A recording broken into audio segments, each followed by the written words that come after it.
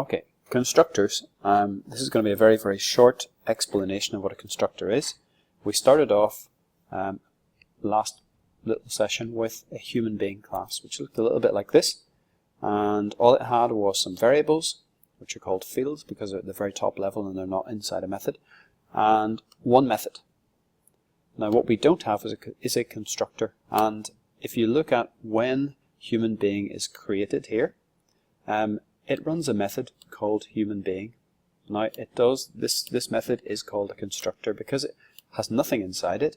It's the default constructor, and you'll notice it's kind of strange because inside this class there is no method just called human being, and that's because Java automatically inserts one method in every class with the same name as the class, and it's called a constructor.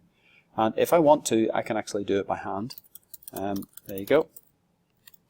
Now I've actually done it by hand. There'll be no difference at all to my code. But what I'm going to do is I'm just going to, inside here, I'm just going to say in constructor, so I know that it's actually happening specifically, right? So now, without changing any of this code at all, when I run it, it's going to print out in constructor, because the first thing it does is execute that, and then it goes down and does the speak method after it sets my name. Okay, now what's the point in having a constructor? This is quite long. I've made a human being and I've set some variables, and it's taken 5 lines of code. Can you imagine if I had a lot more variables inside it that I wanted to set? It could take a long time. And also there's another little problem, because from here onwards this object exists, so therefore it's accessible by other people. And can you imagine in a huge multi-user environment, if I create an object and it's a publicly available object and I start to set its name, but as soon as I create it, other people can change it as well. So from this point onwards to here, there could be many other people or other programs working and trying to change things in my object. So I really want to make it, initialized in one go from the beginning, and I can do that. Wouldn't it be nice if I could say human being, h2 let's call him, equals new human being, and pass in a couple of variables like Ken first name, Clure second name, 100 the age, and we won't put the weight, let's just leave it now, what the heck, 71.5, there you go, put that as a float. Excellent. Now imagine I could do that. At the minute I don't have a method called that, so I can't do that, and it's giving me an error, but let's just make it. A constructor, as you can see here, it's got the same name as the class, and the other special thing about it is it has no return type, and you don't say void in front of it. So I'm going to make another one here, human being, to correspond with what I've just done in the tester class. What's my error there, by the way? Duplicate method. Okay, no problem. It's saying that you can't have 2 human beings with the same signature. They're both, it wouldn't know which one to run. So as soon as I change that, as soon as I say string name, and call it first name, comma, string last name, I can call these anything I want to, but I'm choosing to call them the same as the variables that I have up there to show you something. Float weight, and there we go. I'm going to zoom out a little bit so you can see them all in one line. Okay, now something rather strange is happening here. It now compiles fine, it's not doing anything, but can you see that these variables here are the same as the variables above? Now the names are the same, but they're actually different. These are variables which are being passed in to me, and if they're being defined inside this method, which means they're not the same as the variables which are defined outside the method.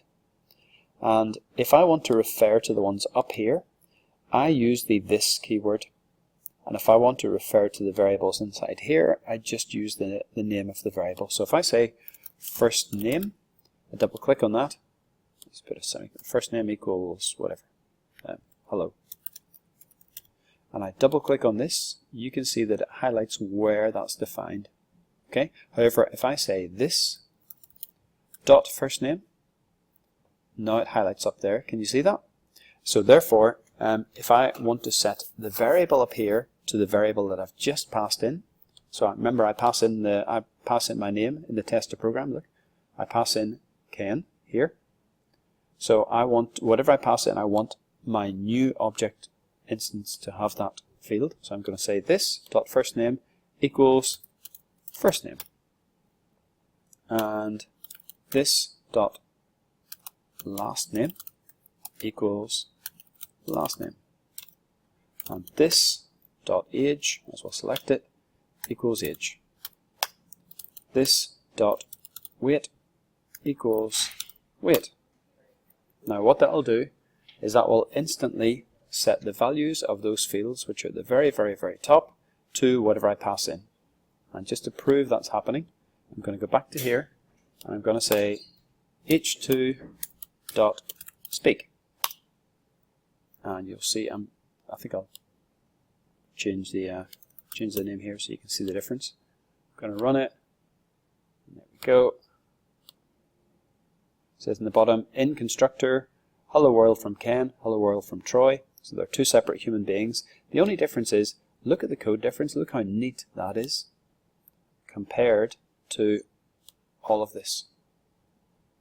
Okay, so quick summary, a constructor is a method with the same name as the class, but no return type, not even void, and it's run instantly when your class is made, and Java chooses which constructor it's going to run by the variables that you have passed into it. So in the first case, it's running, because there are no variables, it's running this constructor. In the second case, because there is a string, an int, and a float, then it's looking for something, a human being with a string, int, and float, and it'll run that one. Okay?